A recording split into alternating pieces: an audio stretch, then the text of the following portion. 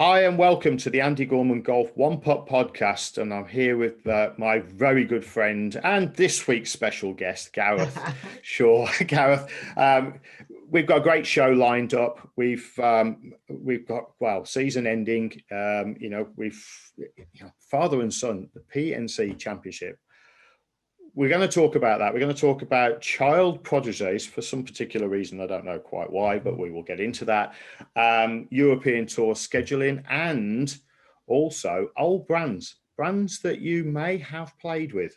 And, where did they go? What happened to them? So we've got a little bit of a touch point on that. And then right at the very end, so stay to the end, guys. We've got our Christmas special announcement and our New Year prize, which will be hosted in a week's time. So we've already pre-recorded. So that's our Christmas special. That will be coming out on the Monday after Christmas weekend. So trust that you're going to enjoy the show. Let's get going.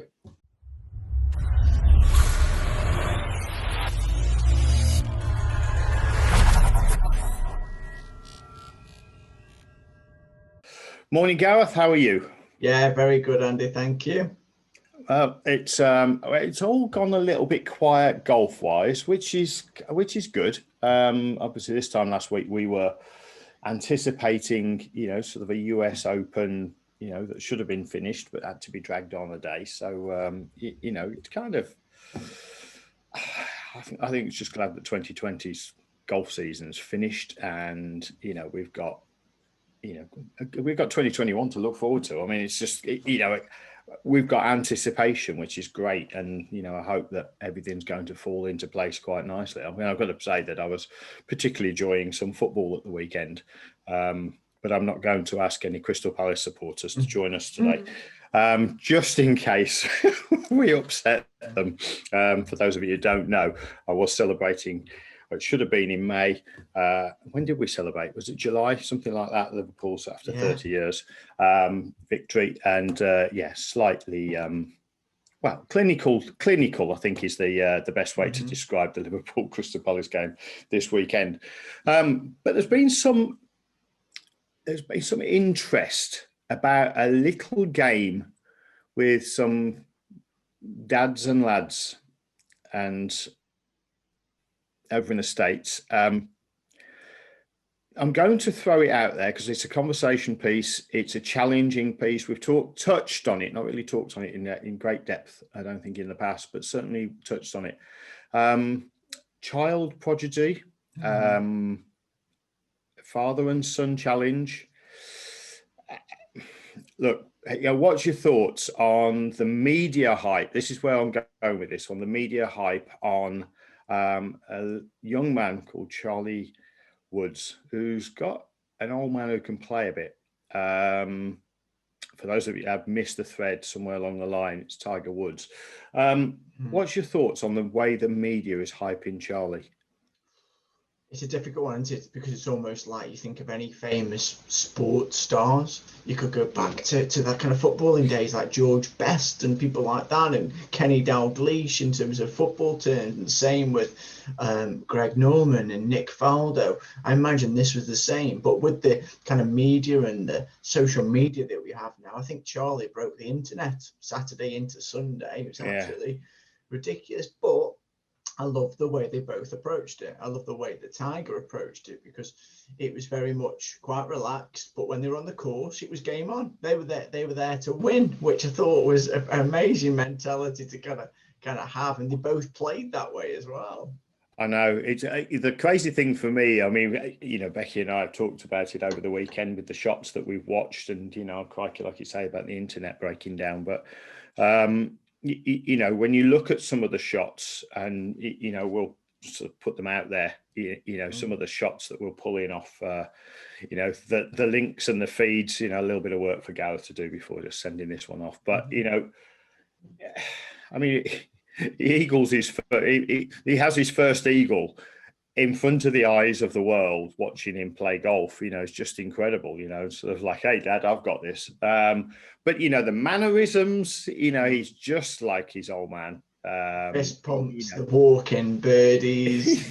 Yeah, I mean, just like, loved it. you know, I don't know whether he's following after his dad or Kevin Na with some of the walk-ins, but, you know, just incredible mannerisms on the course, such a professional outlook. And look, I would have expected that as well. You know, there's a certain swagger that you know, you're going to have, or you're inclined to have, if you play the same sport that, you know, arguably the greatest player of all time, you know, he happens to be your old man. But, you know, plus the fact he's also got what the term in, it's not a term I like, but I'm going to use it for social media platforming because we understand it a little bit more, this trash talk, you know, sort of wind up, you know, let's wind up Justin Thomas, it was so funny, wasn't it? You know, the little note in the bunker, you know, supposed to draw it on this hole, you know. I mean, it's just, he did it a couple of times. Did you see his next one? He did Woods 5, Thomas 0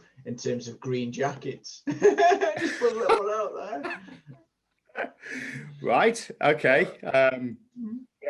You know, I did see that in a, you know, sort of a picture somewhere on Twitter, and I thought maybe something had been said, but I didn't see it. But there's the thing that challenges me. He's got big boots to fill if he's going to be a golfer, and we've seen it before. You know, Jack had his lad tried to play golf. Gary Player had his lad try to play golf. You know, and look, I mean, they got to PGA Tour status, so you know there was an element of trying. They to some degree succeeded, but of course, when you've got, you know, sort of 18 majors or 7 majors or whatever it is to fill, then that becomes extremely difficult. You know, we've got Tiger's 15 to fill, and Charlie's clearly got some game. There's a huge amount of pressure there if he's going to play the same game as his dad. And the challenge, you know, I think we've seen it in footballers. You know, you mentioned a few earlier on there, but you know, we've seen it with footballers. We see a lot in cricket. It's quite interesting in cricket now. You know, I see a lot of players, you know, who are names that I kind of recognize, you know, from back in the day where, you know, I was aware of cricket, but not really sort of watching it, you know, and then you start to notice these youngsters is like, oh, hold on a minute, his dad played, and you know, Becky's following in cricket, and you know, sort of awareness, much more aware of it. I mean, you know, she knew, you know, with you know, the different counties that she was involved with, you know, she knew the dads of these players of England now. Yeah, it's just like cricket seems to allow that to some degree. I would say maybe that's, you know, I don't want to take anything away from these youngsters that can play. They can play, you know, there's no question. And they're playing to some degree, maybe some of them better than their dads did. But you know, there's already a tie within the England setup and county setups that is going to give them at least a look at. You know, they're going to have a little bit of a leg up. Clearly, Charlie's going to have that same scenario going on. You know, it's not going to be very difficult for Charlie to get golf equipment. He's not going to be wanting for anything, you know, short of the fact that dad could afford it anyway. You know, but manufacturers are just going to pick up on it on the basis of, well, you know, he's worth a punt at this point in time because got nothing to lose. You know, but I did note there was an interesting tweet from Lee Westwood. I don't know what it was following up on. I couldn't find the link above it, but Lee Westwood made a comment about the fact, you know, it's PGA Tour, you know, can we leave this kid alone and let him be a kid? I don't know what had been said, but, you know, just kind of interesting. And I think, you know, if they're looking at stats, TV stats, I'm sure they went through the roof. There's no other golf on, you know, TV stats, apart from, you know, the girls were having their tour championship, but you know, hey, we're talking about father and son sort of silly season event, and I'll be perfectly honest with you, I have no idea who won the tour championship. Yeah. Yeah. I mean, you know, the largest purse in ladies golf, and you know, don't know. I mean, you know, we'll find that out in a moment or two. But you know, there's dangers here. You know, and Tiger will do his very best, as most dads would in that situation, and protect their child. We know a lot of dads don't. I say most do, but we know a lot of dads don't. That number's enough to say a lot. But, you know, most dads are going to look after their kids and do what they feel is right for them. You know, but there are some out there that, you know, for whatever reason, see it as, you know, their cash cow, or whether it's their, you know, their pension or whatever it might be. And, you know, that happens in football. We see, you know, a lot of, you know, not so privileged kids making it big. You know, we watched Spotty last night. It was the Sports Personality of the Year. Your man won, Andy. Another sport that father did, and son. Although I've got to be honest with you, I put my bet, my sort of punt on there, and we put it in there for Holly Doyle. And partly because Becky knows Holly's mom, as she grew up with her. They were best friends and naughty teenagers. I'm just throwing in the naughty bit. I don't know entirely. Knowing Becky, that it would have been naughty times. You know, but yeah. So Becky knows her mom and followed Holly's, you know, sort of career really. And you know, over the last couple of years, we've just, you know, got more and more and more excited. And I thought it was a fantastic, you know, sort of testimonial. You know, she's got everything. You know, so when you've got, you know, the spotlight thrown on you, and you know, and I think you know, from where I'm going on this one is Marcus Rashford. You know, Man United striker. You know, out and out, all round great footballer. Had a very, I wouldn't call it a humble upbringing by the sound of things, you know, where there was, you know, not even enough food in the house. There wasn't food in the house from one day to the next at times. And, you know, food will be coming in with mum after she's come in doing 3 jobs. You know, we've heard that before. You know, Lewis said the same thing. I'm sorry, but you can't do motor racing on a humble background. You know, there's got to be an element. It's too expensive, you know. Any kind of cart, you know, is just going to cost you too much money. So I'm not saying that, you know, it wasn't a lavish upbringing, but, you know, to do any kind of motor racing is a privilege. Golf is deemed to be a privilege, but it is less so than motor racing, motorsport. And football, you know, literally, you know, a pair of trainers and you can bowl somebody's football, you know, and you can play and you can learn and you can become a great footballer through a very humble background. We do see a lot of parents doing it, you know, pushing their kids to it, you know, pinning all their hopes on it, and you know, it not going well. You know, kids buying houses and cars and stuff like that for their parents and getting them out to the trap that they've been in forever, and you know, then kind of doesn't go great, you know, and the thing, what happens if there's an injury? So there's a lot of high risk to these, you know, very significant lottery tickets, really, which these kids are, and they become commodities. I think it's one of the biggest challenges, and I think this is where, you know, my concerns are for, you know, any parent who's doing anything with regards to, you know, pushing their child into professional sport. You know, there's 156 golfers teed up in a tournament, you know, sorry, maybe 144, but, you know, it's around 150 golfers every week. You know, there's 2 major tours teed it up pretty much every week. So let's just say there's 300 golfers out there that get the opportunity to play golf on the highest stage every weekend.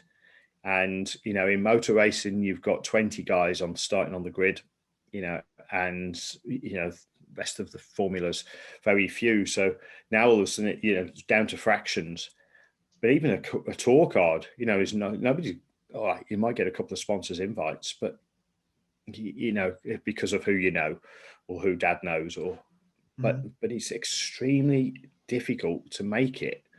You know, in any kind of form with any kind of sporting implements, whether it be your boots playing football or golf clubs out on the golf course or a cart, to start you off in motor racing. It's extremely difficult. And, the pressures that some parents put on the kids to make it because they see them, the big picture, the big ticket, is massive. It's not a, 50,000 year job. It's, it's either nothing or, appears to be, a nice outcome. And potentially for a limited period. There's also, you can't be doing the lavish spending. You've got to invest your money well, and these careers are long but fickle, and potential to be long, but are fickle, and they can be testing. And of course, if you're a fringe player, you may have a job one year with $500,000 in the bank and no job the next year. And you've earned the same sort of money, but you've now got no job. So it is really tough. You've seen it in the England setup. And I don't want this to become a downhearted, because, I think there's a good story in there as well. But, dealing with pushy parents, how do we manage it? I think Neil touched on it when we in the podcast. Was it last week, the week before, with Neil Plummer? My experience with England golf, with British athletics, parents are quite humble, and I've seen it's a lot more in individual sports than team sports. So individual parents are very intense; they're very worried and wary, whereas team sports are a lot more relaxed. And you take the athletics, you take golf, for example, that it's really hard to manage their expectations. And one of the lectures that British athletics do at the start of their kind of child's journey, or the kind of pathway to success, they call it, is they actually get the parents in a room and you lecture the parents. I don't mean lecture, but you go through and help and support them of how they can support their athlete better than they would previous without any guidance. So things that I've learned over the time with England golf and with British athletics, they're trying to encourage the parent to be a support channel rather than be a burden to the athlete's progression. That's the key. I think I get wind of it when the child turns up for their first coaching session. The questions I ask, who's answering the questions for a start?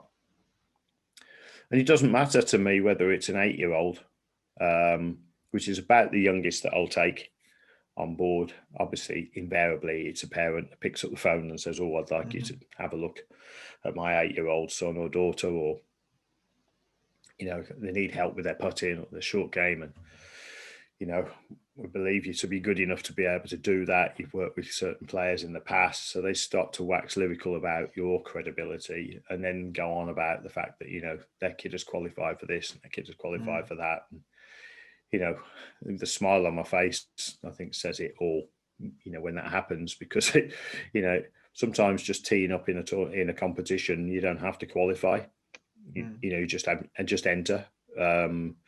With some of the US kids stuff in the past, there's been very much a case of if you enter, you get in, and if you've qualified through a local tournament, then it's all great, but sometimes just teeing it up in the tournament is enough to qualify. So that there's not necessarily huge merits when you're spreading handicap flights across 54 handicap. But of course, if you've got an 8-year-old, or in the case that I've had a few years ago, with a young man who came in playing off a 4 handicap at the age of 10, there's a difference, to it. Immediately, you've got a young golfer, you've got a kid that can play. What's different about it? And I don't hear the kids saying very often, and it doesn't matter. I've got a young pro in today who I'm seeing for the first time for consultation, and I'll ask the same question to him. He's, young pro. He should be articulate. It'll be interesting. Where are you with this? Where do you want to be? is the question that I ask. How good do you want to be? I'm expecting him to turn around and say, I want to be world number one in 5 years' time. I'm expecting that. Anything short of that is kind of like, it's a bit flaky, Yeah. I talk about this a lot now, in terms of performance coaching. If you're absolutely adamant that you're wanting to play golf for a living, there is no plan B. The option, so this is where it gets from a point of view of you all in, now we had a conversation with Neil, and I totally get junior golf. Neil's point of junior golf is that it is a part of something that families do. And I love that. I think it's a phenomenal, I'm not even going to say it's a business model. It's not a business model. It's a way of life model. I think it's phenomenal. And I think, I wish Neil all the best in his pursuits of that. And he will make a success out of that as a business model, because it is all inclusive. It is a full family model. I think it is phenomenal. Not enough of us do that. It's a little bit like saying, all I'm going to do is teach beginners how to play golf. Phenomenal, because we need beginners to learn to play golf properly, not just, sort of find a way to get the ball around the course and complain forever that they can't putt, chip and get the ball in the air.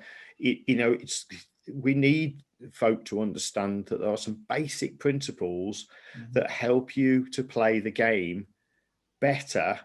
And, and if we can apply those, then the game of golf becomes easier for you. So, more enjoyable and, the less frustrating, etc.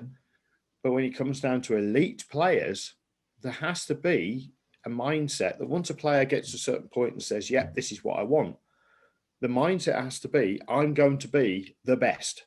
Yeah. Because there's only 150 competitors on a given week. So if you are the best, you're going to compete against those 150. And, you've got to be able to beat them if you're going to be the best. So Tiger was never of any doubt that he was going to be the best golfer in the world. Now, what constitutes to be the best golfer in the world, greatest of all time, call it what you will, if it is the majors record, then he's still coming second to Jack, but he's won a lot more tournaments than Jack. But he's still behind in the majors. Yeah. And if we take it on that basis, then Tiger is still, doesn't matter that Jack played against a lesser field. Palmer, Player, Watson, Weisskopf, Trevino. Yeah, I mean, like how many lesser players? There may have been a more consolidated pack of players. You may have the option of possibly any one of 30 golfers could win a major now. You may well have had less than 10 on any given major, but they could play. Exactly. You knew who those 10 were, and you knew that they were likely to finish, those 10 were likely to finish in the top 5.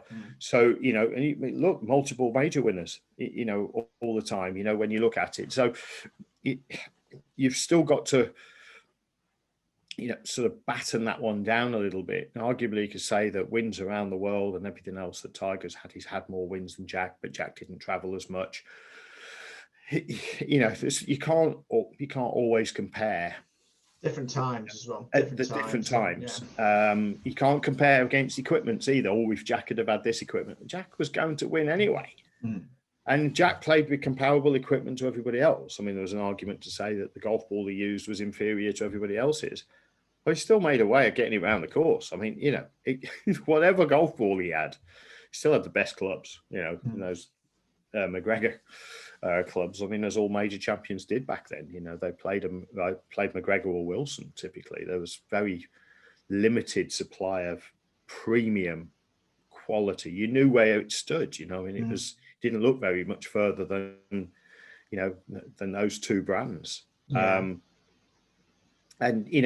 I mean, Hogan won all of his majors with McGregor clubs. I mean, there's one out there if you didn't know that. It's he came up with the Ben Hogan Company after 1953 season, and subsequently, he's arguably his best season in 53 with 3 of the 4 majors and 1 clashing anyway. through travel. You could, he then decided, well, I'm going to make my own clubs. And where did McGregor go, Andy? Where did McGregor go? Oh, there was Oliver Harple played him, didn't he? He won the Masters. Yes, with he McGregor. did. Yeah, and Darren Clark. Mm-hmm. Darren had them in his bag in the early noughties. He was playing the equipment. Lovely set of golf clubs they were at the time as well. They were, and that was the last of McGregor. It was that point, empty tourneys and the like. That was the last point. They sold out, and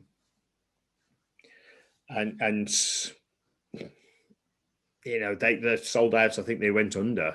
So they got bought out by somebody who. I don't want to put brands and people and stuff like that, but somebody who was not their primary business was not golf. Yeah.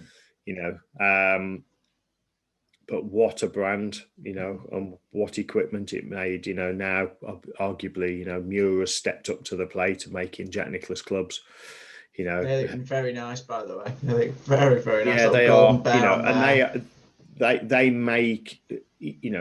Clearly they're an independent manufacturer in one sense, and they're not trying to compete with your Callaways and your Pings and your regular OEMs. But yeah, where did McGregor go? Where did Ram go?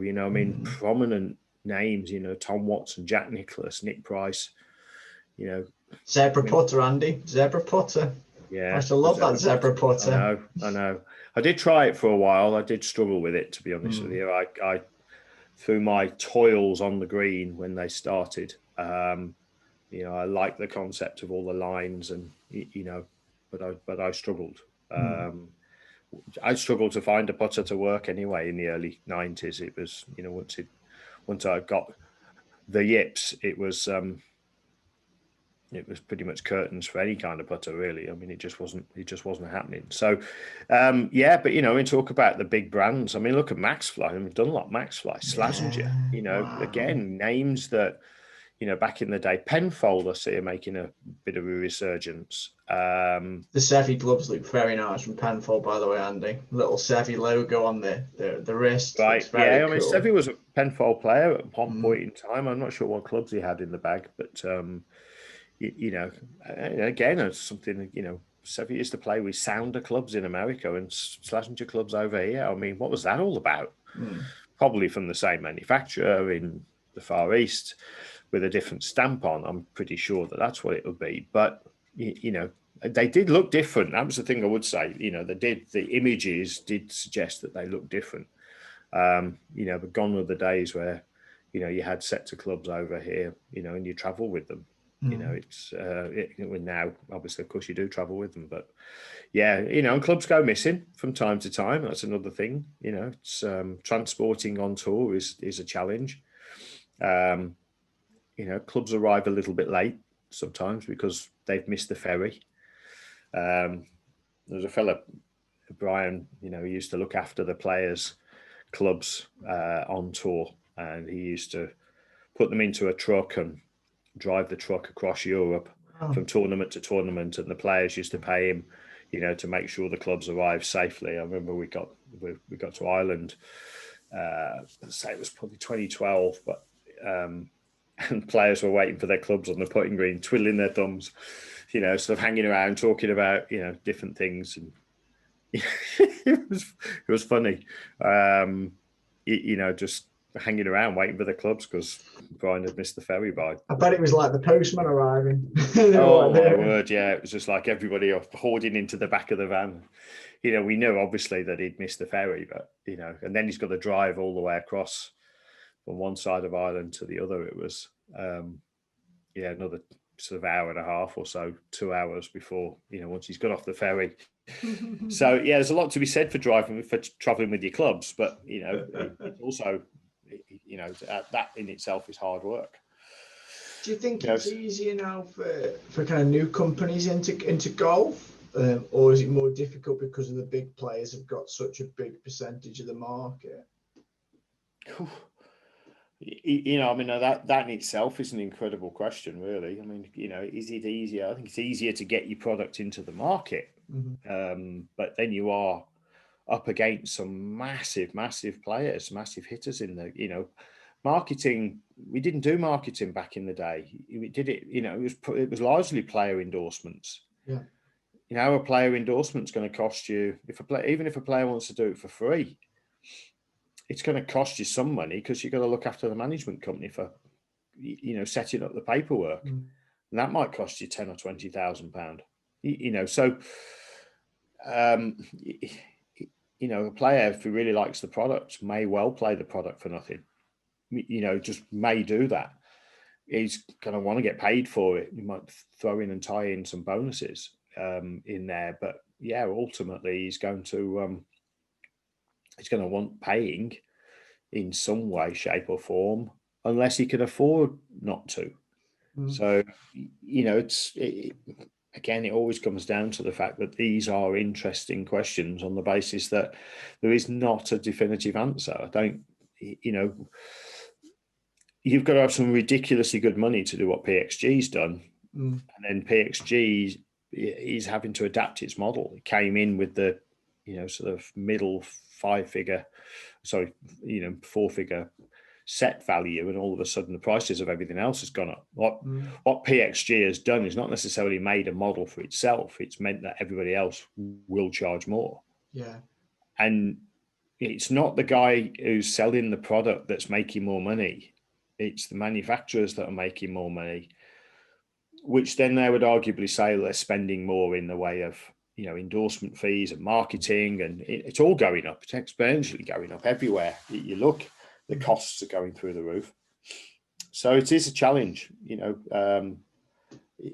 When a ball manufacturer, you know, I struggle, I know, with tested golf balls that are new into marketplace. You know, why would you want to get into that market? Yeah, you know, it's cutthroat with not a lot of money. Yeah. Not the biggest margin, you know, out there.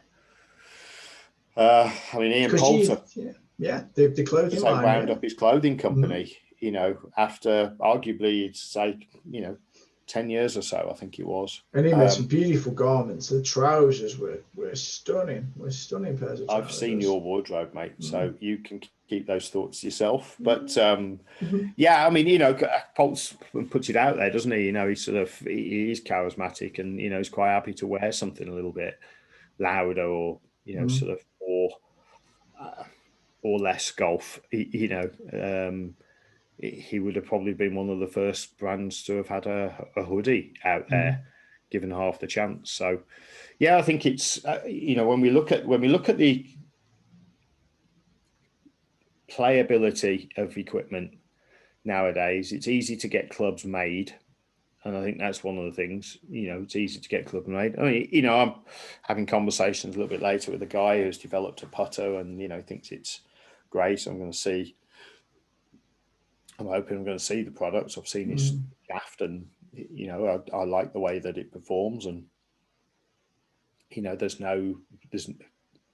feel is, again, subjective. So, you know, the data that we've got on the product is, you know, it's pretty conclusive that it does what it says on the tin. So, you know, it's strong and robust, and, you know, has great feel, and does all the things you want a putter to do. So, you know, it's, you know, but then you still got to get it into market. You know, and again, because that's what I saw last year at the PGA Show, and you've probably seen it from the countless times you've been with those little sections of the putter manufacturers, the hardware, the accessories, the footwear.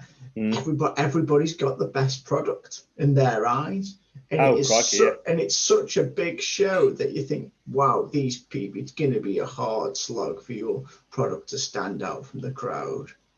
Yeah, I remember talking to the guys at Lab Putters when they just got their directed force putter, and, you know, that first one with the shaft right in the middle of the head, and I'm going like, okay, look, I'm not going to doubt your science behind it or anything along those lines, but that just looked ugly, you know. And there's an element of, you know, you know, it's their baby. It's difficult, you know, for you to say, you know, pick up, you know, oh, what do you think of my newborn son? And you go like, oh, look at the size of the nose.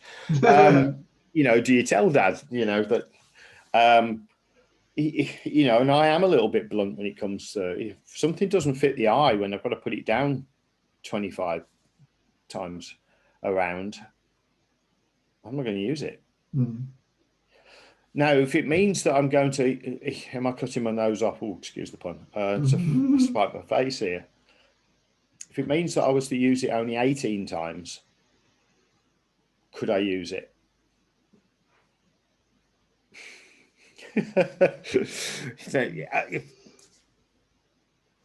I'd ever get to that point on the basis that I don't like the look of it.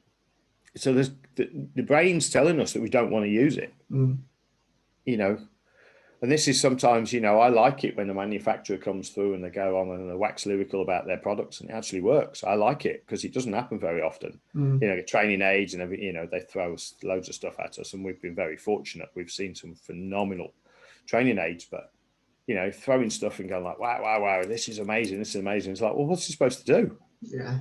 You know, what have you designed it to do? You've spent 25, 50, 100,000 on this product.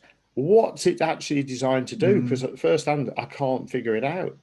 And you know me, that I'll find a way of multi-using a product rather than single using. So if there is a way that we can use it more than once, then we will. But yeah, you know, I mean, I love it when a manufacturer says this is the best shaft you'll ever swing, or, you know, putter you'll ever stroke because of the way this shaft performs, or this does this and that does that, you know. Okay. Oh, wow. And, you know, I do get to a point where actually I don't want it to work.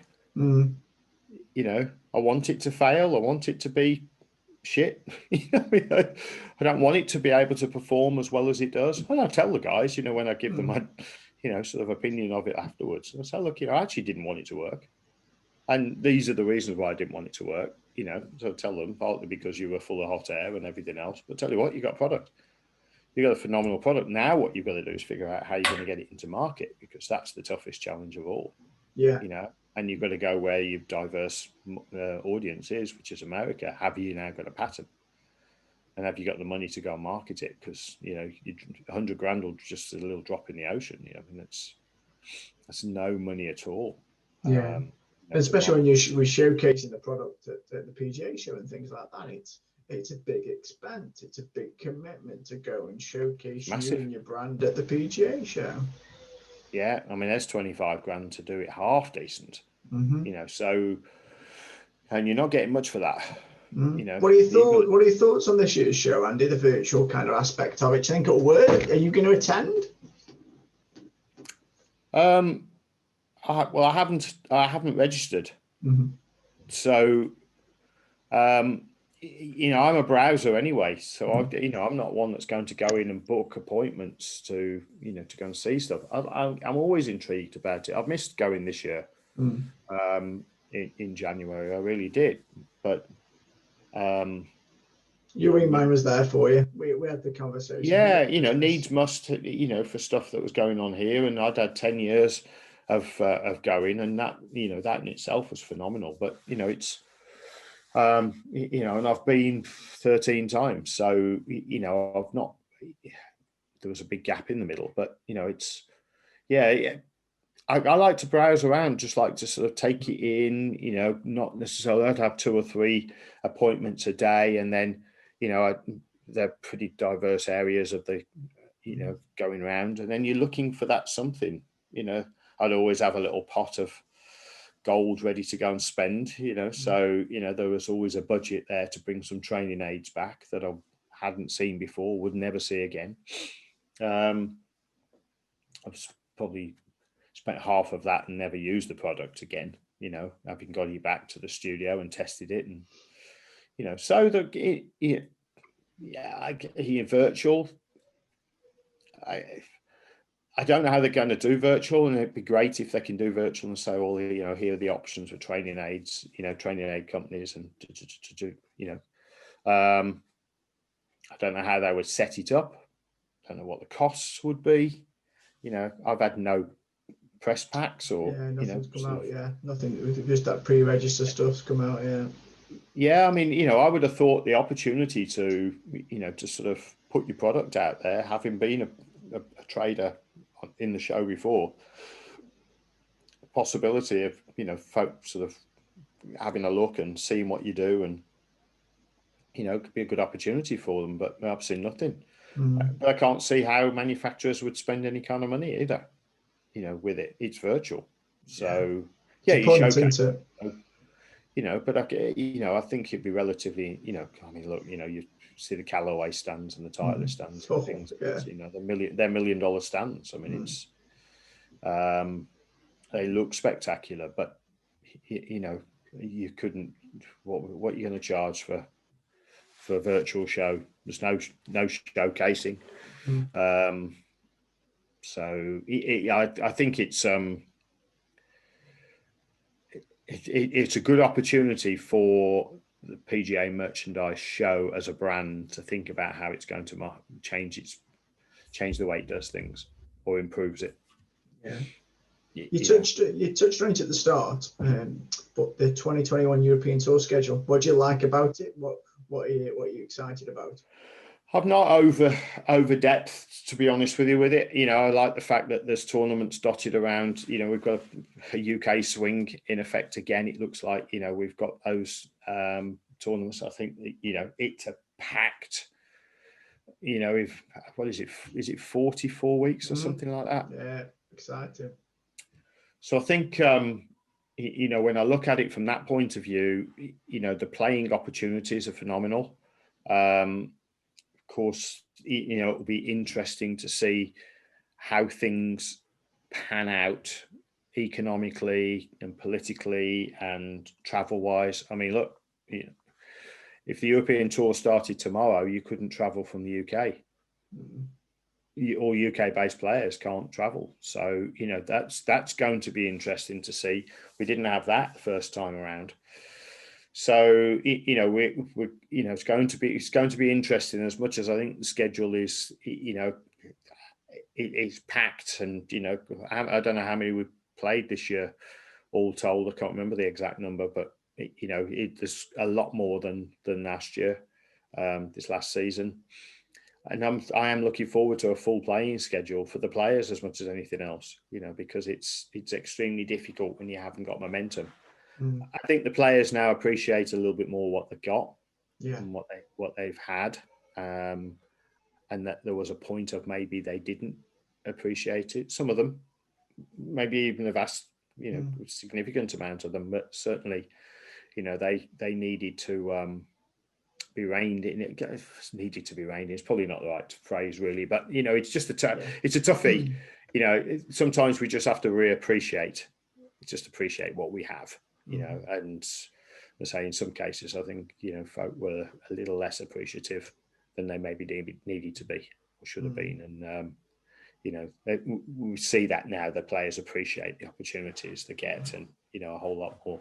So it's going to be an interesting. It'd be nice to tournament down the road to you as well. It'd be nice to have the Belfry back on the roster. And again, I think, because we don't know, it's a little bit difficult to say, this is going to happen, that's going to happen. It's going to be great to see that event, and that event. We saw them all on TV this year. And as much as they are good, I mean, my only concern is that the Belfry's in May. So if it's a cold May, it's a cold start, the course plays well all year round, but it is still coming out. It hasn't really started to grow and to get the grasses to thicken up, and, they'll throw some money into it to make sure that they can bring it on as much as possible. If water's the only commodity needed, then they can do that. But, if you do need some warmth. So if you'd have had this May just gone, then wow, what an incredible tournament that would have been. But again, it would have been a hard bouncing golf course, and, fast running greens, they'd firm them up. They would literally, it could end up being, almost links-like in a fashion. But it'd be interesting to see it hard and bouncing, because you can get off some of the corners of the dog legs and the like. You can run off the fairway pretty well, and if you can get the grass up in the rough, in the semi-rough, to place the premium on hitting the fairways, then all of a sudden that golf course, becomes much more of a challenge. So it'd just be great to see. But and they used to have a tournament in May. I was on the ground staff when we had the English Open in May. and the course played nicely, but it was nicely rather than playing spectacularly, and which it did in August. But yeah, I think the fact that they've thrown a few of the older courses back into the mix, and from what I've seen at first glance, but have they just dropped back into what was the old norm? If they've gone back to what they know rather than I think the players have enjoyed playing the new courses. I think you will find that some of those new courses will host Challenge Tour events where crowds are limited anyway, just because of the nature of the second flight. But yeah, it'd be good to see how they how these courses that they've got going forward will work out. So I think the European Tour did a phenomenal job on really did. They made good something that was not great, and a situation that wasn't great. I mean, so it will be interesting to see how it all pans out. Looking forward to going forward. So yeah. Did you want to hint on our Christmas show, Andy, just to finish off, because we've got a Christmas show coming up? Literally, you're thinking exactly the same as me. Yes, we have a Christmas show out next Monday at our usual time. It is with a special guest and good friend of mine, Melvin Fern from Four Counties Golf. He is the UK European distributor for Seymour as well.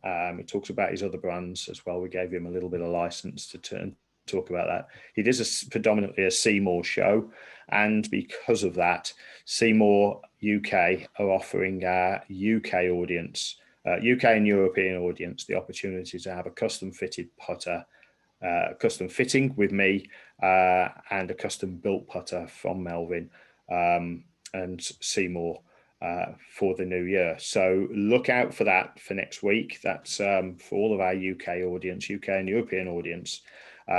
You'll be needing to follow us and like us and share. And I'd like you to also tag in 3 friends. All right, that's the addition to this one. So it's like and share and tag in 3 friends.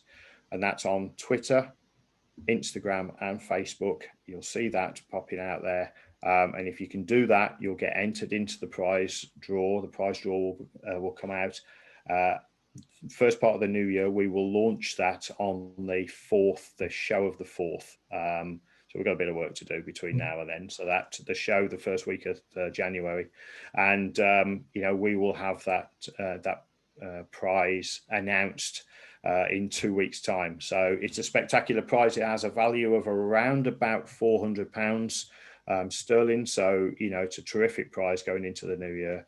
I do want to say an opportunity to say thanks to Melvin and to Seymour for the offering, and look out for more information during the Christmas week. So it's been an absolute pleasure to spend this Christmas with you. It's already pre-recorded, so this is our last of 2020, and we're going to look forward to 2021 with renewed vigor and quite exciting things coming forward, because I've got some exciting stuff going on with the coaching offerings. So again, looking forward to spending time and sharing that with you going into the new year. So it's been great fun, Gareth. Appreciate all your help. I'd want to wish you and everybody else a very happy Christmas and a much, much more prosperous 2021. Staying healthy and safe, and getting lots and lots of golf in. So have fun, everybody. Enjoy, and we'll catch up with you in the new year.